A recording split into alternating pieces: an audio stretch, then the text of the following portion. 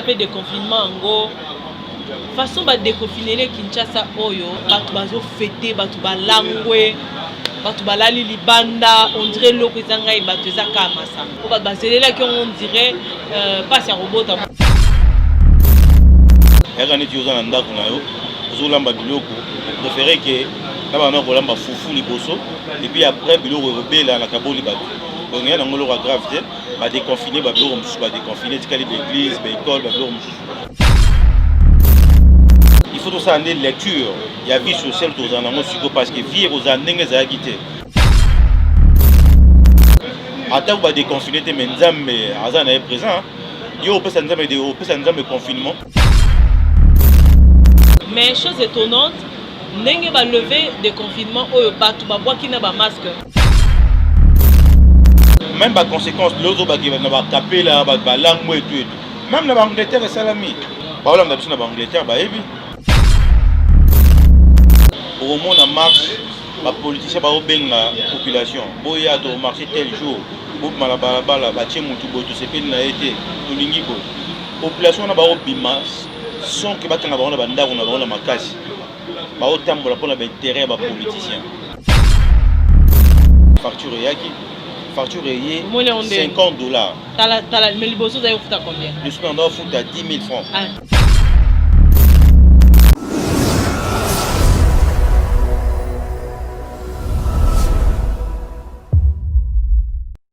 Bon, tu as sur www.apache.info avec le boss Apache Moupetan Paye. Merci beaucoup pour qui nous suivez de partout ailleurs.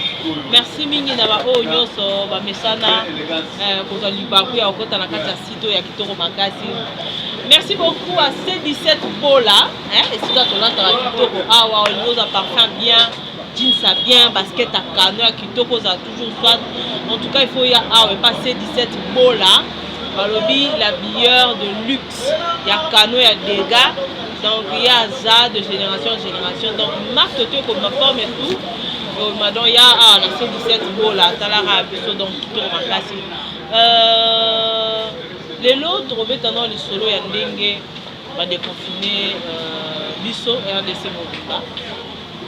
Déconfinement les kindenge ni ndenge bezo les canadiens toujours na bino ba diaspora na biso tout mi tous la kin arne tous vivre des confinements wana je ne suis pas seul je suis avec un confrère de la télé 7 opinion pour mon a peu dans la porte partout au moins le noble avec lui c'est un ami donc parfois tu débattre à sujet mon co ya kitoko makasi comme ba déconfinement ya boka bonjour Amos. Bonjour Karine. Et si il y a la mission à 4 bonne santé.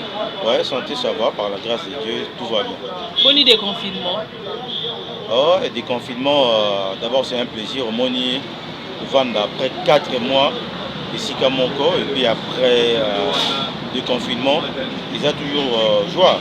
Parce que moi on est rapport à la mission, on a vu même la Bamindele, quand on va déconfiner la ville, tout le monde commence à se faire plaisir. Donc déconfinement, on a RDC, précisément la Kinshasa.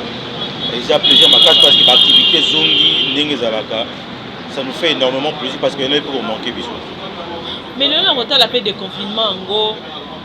Façon de déconfiner les Kinshasa oyo. Wana eza obiso tozomona wana bandeko basenga ka bikaringo mekano ko sala non émission etali de confinement ya Kinshasa surtout net ba fungoli baba ba restaurant ba terrasse donc na ba boîte makambo c'est presque fungami na nute et ba église na ba makambo so ba chango na le 15 batu bazo fêter batu balangwe batu balali libanda on dirait loko ezanga e batu ezaka masanga pour yo étant que moi na mboka ni lozomona na be matali de confinement oyo ko ba bazelela ki on dirait passe ya robot à moi. Non mais il faut évacuer d'abord des confinements ndenge salami lingolo baté qui vina biso de kokita to e koma so ndenge nini donc ça dit to zonga litara rythme mais vie ndenge to zalaki mais ce qui est vrai par rapport peut-être il y a des confinements il y a des églises il y a banini moi je pense que c'est une stratégie peut-être du gouvernement. Il y a des gens qui ont des préféré que la fufu liboso et puis après biloko rebela na kaboli batu. Donc il y a un grave va déconfiner ba biloko mususu ba déconfiner tikali l'église, ba école, ba biloko mususu. Moi je vois pas grave mais ce qui est vrai il faut tout ça en lecture. il y a vie sociale parce que vie aux années sur le plan économique, les conséquences sont énormes parce qu'il y a des 4 mois où sali nanda quoi bimarate fond tout à dépenser, tu vois, ça prend de la tête. Donc sur le plan économique, il y a des conséquences. Mais pour l'église, on sait bien que surtout les chrétiens, même des bâtiments les 15, et là on aurait changé toute activité aux zones au monde qui est je suis. Attends va déconfiner mais Nzambe Azan est présent. Yo peut ça Nzambe confinement. Même de toi dans confinement Nzambe Azan na biso pour mon je suis. Même si on va déconfiner, rien ne change. Il y aura peut-être pour l'église, pour le rassemblement, mais moi je vois ça, je vois pas qu'il y ait le mot grave. Donc il y a un cas normal. Les 15 août dans musique et puis voilà, vie aux hommes normal. Vie aux hommes normal parce que ndenge bachaki ba mesure de distanciation. Ni balé na taxi moko na moto ezongi ndenge ezalaki kala taxi ezongi 3 ba taxi bus ezongi ndenge ezalaka balobi tozala toujours na ba fenêtre biso tozama distancé na koke tambola bazandu sans masque te mais chose étonnante ndenge ba lever de confinement oyo batu babwaki na ba masque basela ba masque te mais batu balangwe na baba batu balali libanda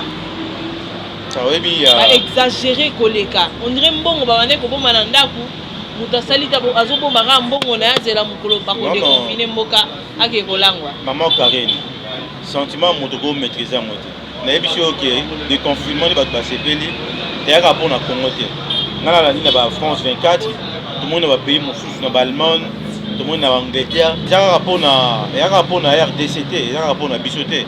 Et ça rapport à RDCT, ils ont déjà partout, tout le monde n'a pas Allemagne, n'a pas London et Salami. Donc aux hommes c'est juste pour te dire que des confinements d'un Salami, bah tout va se payer. Même par conséquence, l'autre qui va pas taper là, bah langue et tout. Même la Angleterre et Salami. Est-ce que la Angleterre va langue et va là n'a pas. Mais oui, je vous dis bah on a besoin d'Angleterre, bah oui. Fabrice Kifani, le mignon garçon de Zézé, qui bon à la Bruxelles, bon là, ouais, voilà, là, Nanzela.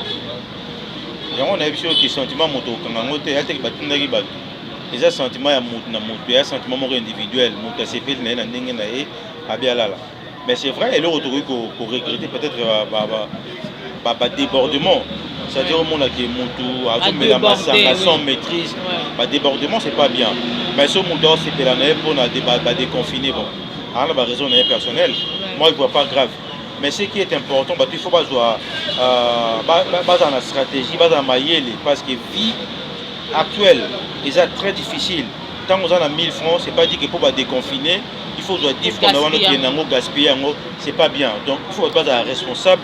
Va poser un acte responsable quand on a dépensé un lobby ou les lapis moutons peut se avoir des confinements c'est bien bon mais les gens doivent encore recommencer à travailler pour que pas bon marathon dans la caisse n'a pas c'est pas du tout facile donc il faut pas amailler surtout population aux hommes là va souffrir ma casse va souffrir énormément c'est pas du tout facile les lots pour moi on a monté à $10 $20 dans la poche car facilement vous c'est pas du tout facile.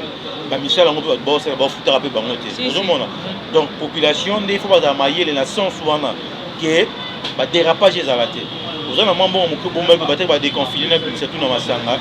Voilà yo moko rouler la lobby. Voilà pourquoi de confinement, je pense que le message est passé. Tozobetaka masolo ndenge ezotambolela awa na kini.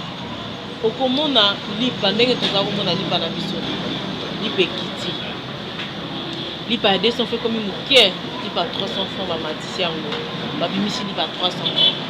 Population est le batté aussi longtemps que dans un kati a pays ou dans un kati état de droit. Est-ce que population est na pouvoir de soit basangana ba bimata na balabala ba lo ba que ben voilà, ma matisse lipa et ko revendiquer droit dans côté. Comment on peut exater pourquoi ba matissa lipa? Tout ça qui confiné à Wabisonio Sawa, Nakati Mboka. Il n'y avait pas d'entrée, pas de sortie. Et les loyaux, vous matissez Biso Lipa 300 francs, tu vas salité pendant 4 mois. Est-ce que vous matissez la Lipa 300 francs pour aller? Maintenant, vous allez voir bon moto, tout va congolais.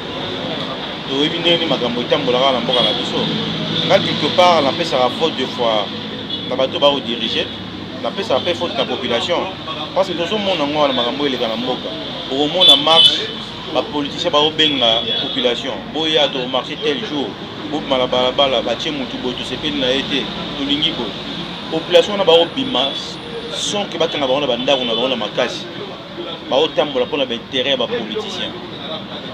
C'est maintenant à la population à réfléchir, de marcher pour les politiciens. Et pourquoi pas marcher pour la vie sociale? Parce que la vie sociale est très important pour le cas intérêt à les politiciens. C'est-à-dire manipulation politicienne jusqu'à les autres continuer. Et puis population, tellement que vous avez droit à bangoter. Et on va souffrir, on va mapper. Mais vous avez le bango dans mon on a déjà population va marcher pour la map.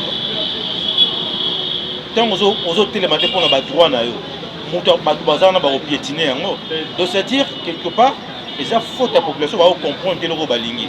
Nous sommes déjà député dans le parlement le magamba social. Qui par moté, le intérêt na bango moko. Salaire na bango. Tamboli ba marché pour na salaire na bango. Basimbi simbika ali pa bango ba marché de Mexico. Wana tozozonga sikoyo directement na population, n'est-ce pas? Yo étant que oza lokola éducateur de masse, oza journaliste, pour le belaramboka na yo partout dans le monde entier.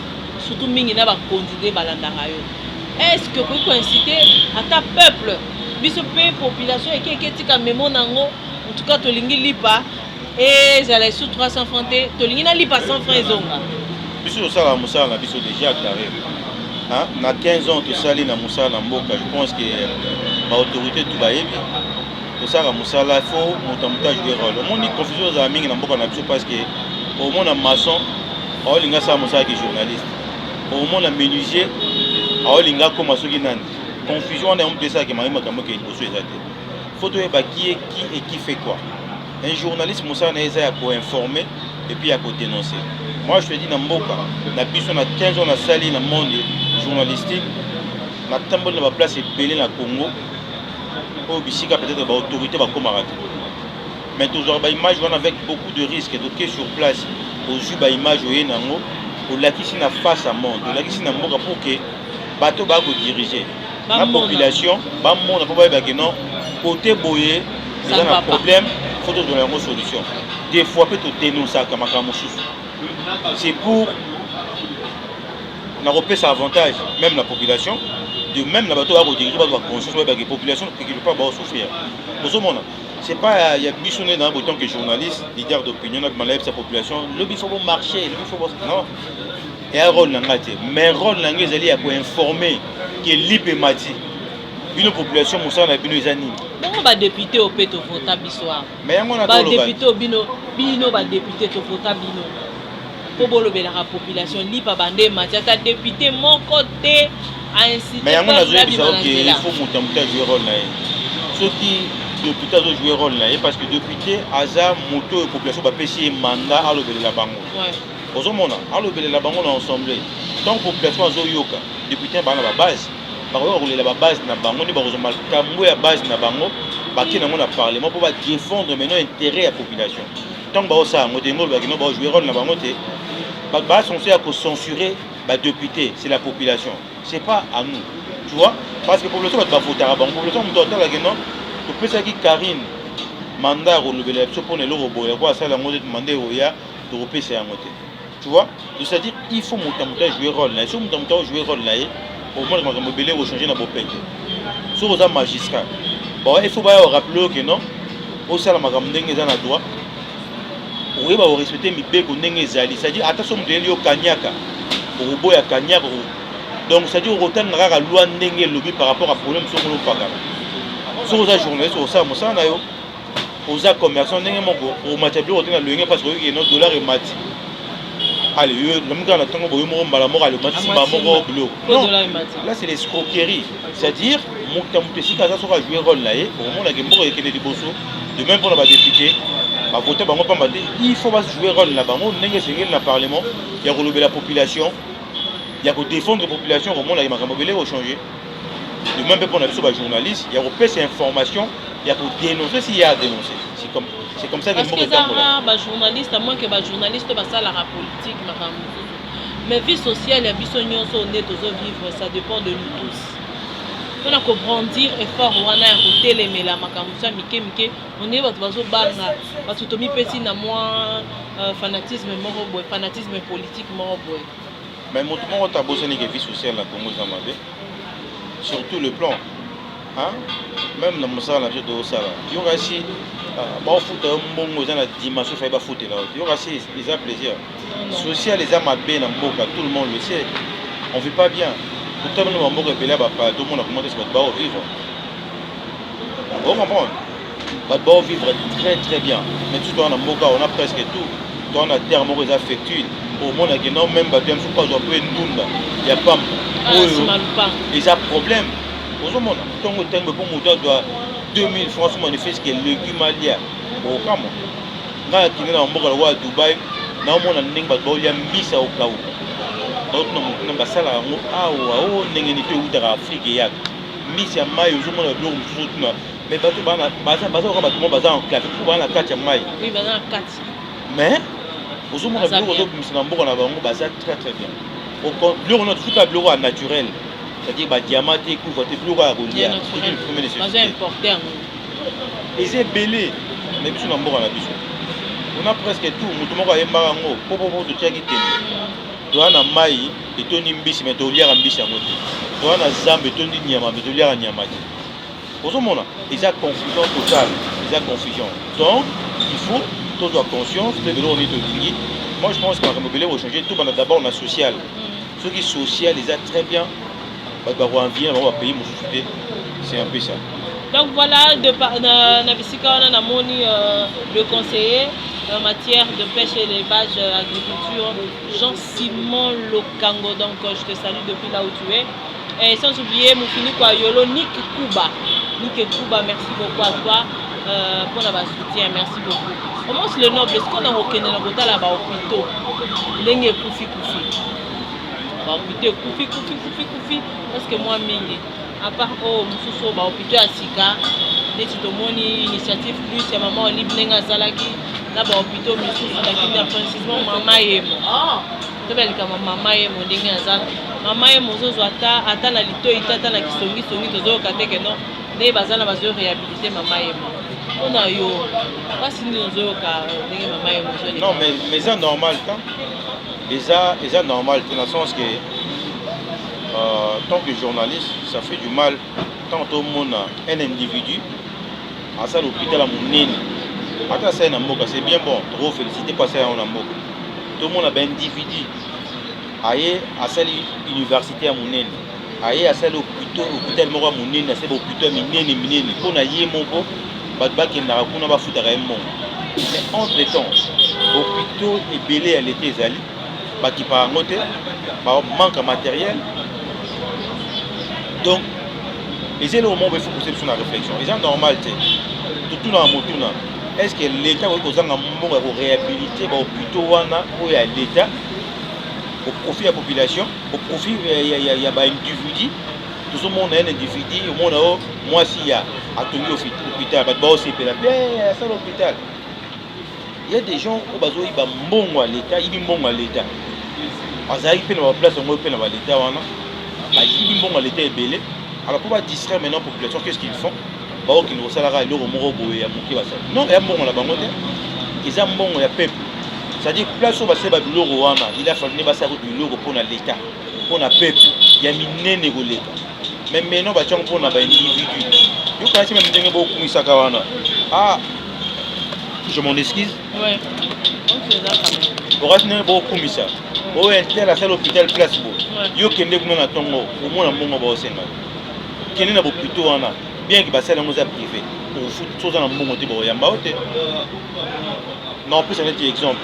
Hôpital a pour na biso moto modi kembe na pese bambo de belesi kaza. Azwa idée bien en sala.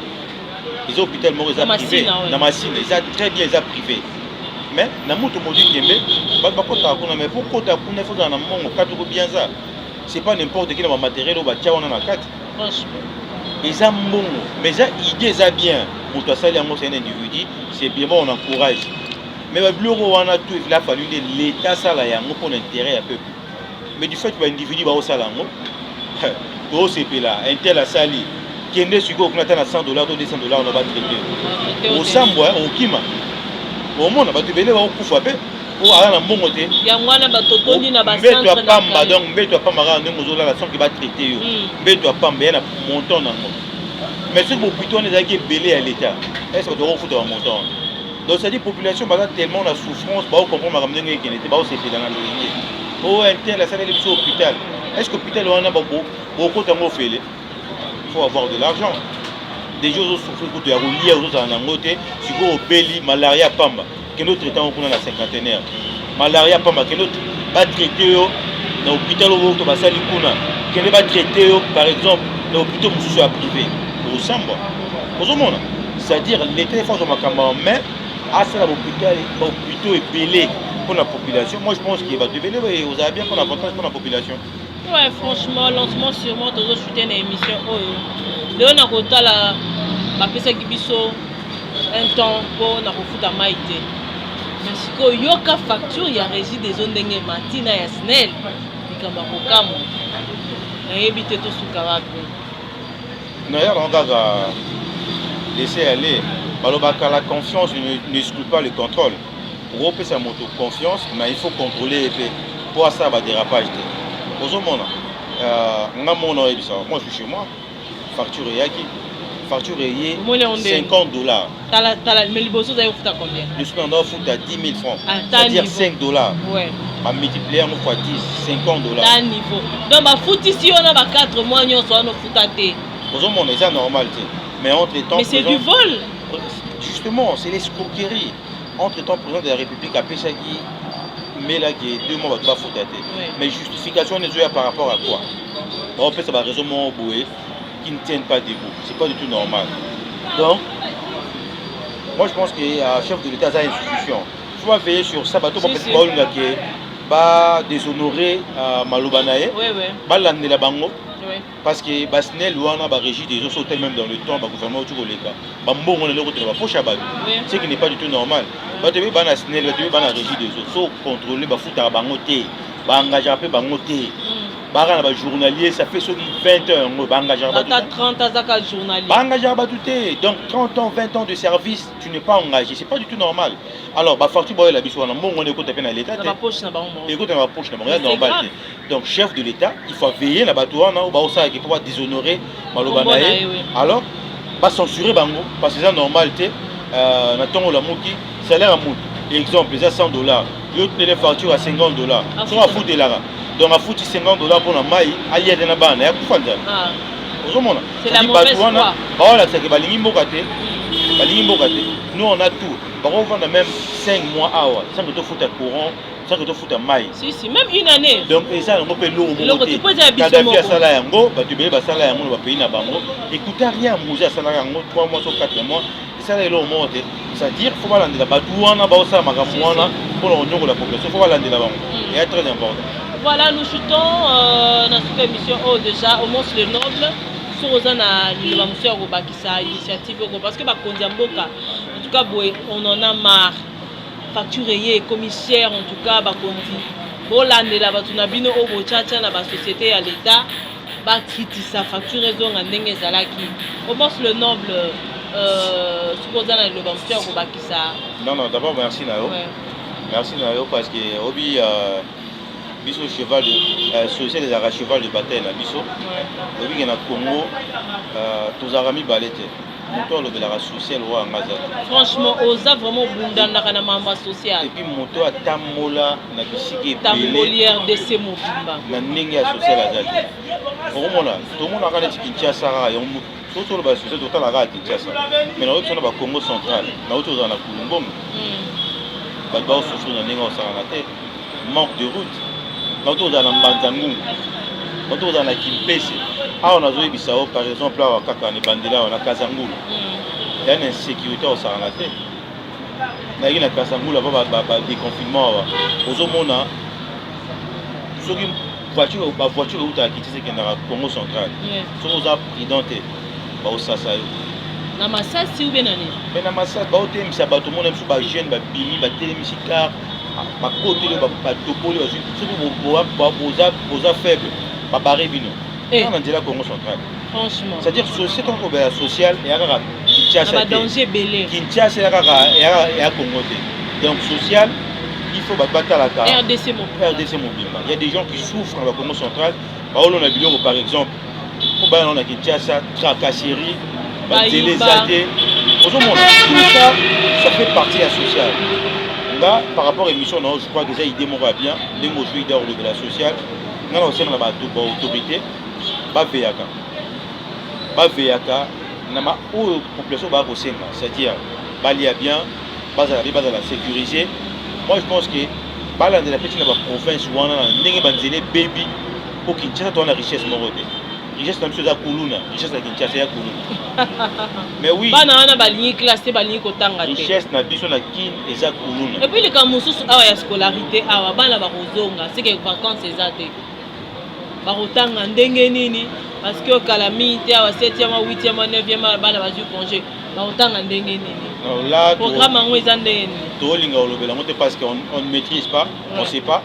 Tous et tout à ndenge bana ba présenter examen d'état et puis on verra par la suite. Parce que confinement et salamaki vie que Covid-19 yaki. Les équipes volontaires gouvernementales. C'est vrai.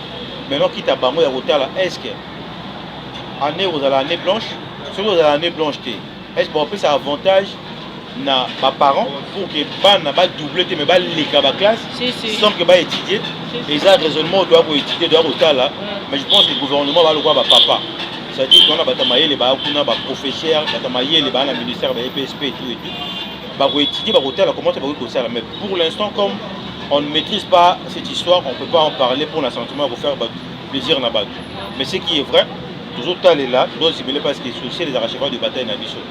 Mais, comme on va vivre vraiment paix, au lieu des habiletés, difficultés à maïs, les habiletés, santé, c'est pas du tout facile. Je vais vivre dans le confinement, dans ma dame, ma peau, mon équipe, mais bon, il y a habileté. Il y a ma dame, ma peau, non, le confinement, non, il y a bien, non. Et avant de s'y faire mon repos, il s'agit de finir ma dame. Par contre, c'est l'effort que les Congolais ont c'est très important. Tout à 2 dollars et ça fait partie de la société. 10 dollars, 20 000 francs. Donc c'est pas du tout normal. Moi je pense que va lutter dans mon côté. Même pas député. Pour le Bélaga, il va salaire dans la binote. Oui, franchement, Bolim, ça va député dans la binote. Franchement, on va député pour. Parce que c'est la peuple dit. Parce que c'est la population dit. Parce que biso vraiment comme il faut. Mais moi dans le bâti. Pourquoi on sur ma population té muta voter bango za population. Donc à censurer bango moment opportun tant ba luka ba voix na 2023 ba censurer bango. Donc maire moyen de censurer ba tourner ça qui ko voter ba muto à c'est le voter point. Bien entendu que tricherie zalaka. C'est vrai, c'est bien on te le baki ndenge ba temela ki soki ba ronsar malona soki na par rapport à Céline. Bon, on va faciliter à Bango pour nous. Mais demain, la population comme on recommande en 2023 va censurer, va faire bateau et puis on va relever la Bango, vous allez au moins bien. Donc c'est un peu ça. Merci beaucoup. Ma dédicace c'est ça? Non, ça la dédicace. Ça la dédicace. Ça la dédicace, mais merci beaucoup pour tout balinga, pour bakomela de partout à travers Congo Promo et puis Molière TV, Canal 7 parce que tout ça on a si cool. Hein, sur le travail pour l'intérêt général Yamboka. Et puis merci beaucoup sur vos paramètres. Bateau vous en a pour ça peut-être. Non, plus ça il y a un conseil. Donc plus 243 81 23 43 864. On est sur WhatsApp. Beaucoup mais la biso. Je suis partout dans le Congo. On a rejoint vie sociale avec les Congolais pour y avoir face à monde. Pour Congo, il faut dire, Karine, à travers l'émission, Congo a capacité. Congo a capacité. Tu appelles à côté mon sous-sous. Bien. Tu vas vivre bien. Alors, Bisso, tout ça l'effort. Congo mobimbe comme oui, donc il va côté on a tout la sarabino yango. Donc, merci beaucoup de votre confiance. Nous avons toujours pour nos services pour l'intérêt général. Et puis merci à Karine, Mataku, na caméraman John, jeune caméraman. Il y a bien ensemble ça Negito. Merci Nadino. Oh c'est 17. Donc c'est 17 beau là. Ah bon frère Nanga. Donc ah bon. beau-frère nanga abala petite sœur nanga Arlette apesi bango tepele okende na yamba liboso okota na ta momo mpona moni na ba rayon so lingaka ya dégâts moi relax moi nini moi t-shirt ni na moni na imaginer tant nazalaki na Dubaï na Dubaï ne tobeta tour Laura va déconfiner. Moi, tout vite fait. Dubaï, et ça bien. Donc, merci beaucoup. Merci beaucoup, Karine. Donc, merci beaucoup à vous tous qui nous suivez de partout ailleurs. Merci beaucoup. On appelle ça une beauté. Mon vieux Modogo Botécole. Le vieux Modogo Botécole, JC Idio. Merci beaucoup, en beauté d'avoir place aux alliés. Fabrice, le mignon garçon de Zézé de Bruxelles. Merci beaucoup à toi pour le soutien même de loin, Kitoro Makati, merci. Merci beaucoup à Honorine Moseka, ma petite soeur chérie. Mon maman Nanga. Honorine Moseka, mon thème à lui, le chef c'est le Pamba, grand prêtre. Merci beaucoup là-bas, tout vos messages à Rolanda, Rai n'a pas info. Vous êtes tellement ébélé, vraiment ébélé. Ébélé. François Fouti, la Babi Zara, Nazara ne tombera jamais. Sans oublier la Fondation Patrick Tshisekedi. Fondation Patrick Tshisekedi, le cordon Mata, Emma Mata, Force Kiwaka, Babi Force toujours, Kitoro Makasi. Donc, on est là, donc merci Mingi. En plus, ça m'a conseillé une émission Oyo. Donc, Congo, on a vu sur pour ça Congo et Bonga. Ma député, Bossa, et la peuple. Par contre, Bossa, l'icolo, Bossa, le rappel, Bato, Bazan, assez. Bossa, le rappel, Bato, Bazan, assez. Parce que Bato, Bazan, assez, n'est pas ça, la raqueur. Bino, Kuna, la l'icolo. Quand il dit que Rabino, Bo, Matarakaka, Bota, ce Bota, la mission, assez. Dans le repos, il y a Bobambanit. Donc merci beaucoup. C17 Bola. La mission Bola t'as bien donc quand la C17 Bola qui tourne ma case. Bola ta swag à la bien propre chez C17 Bola. Fabrice le mignon garçon de Zézé. Bye bye, merci beaucoup à John derrière la caméra. À Pachamou Pétampey, moi na maman Linda. Balobi game over. Donc les gars.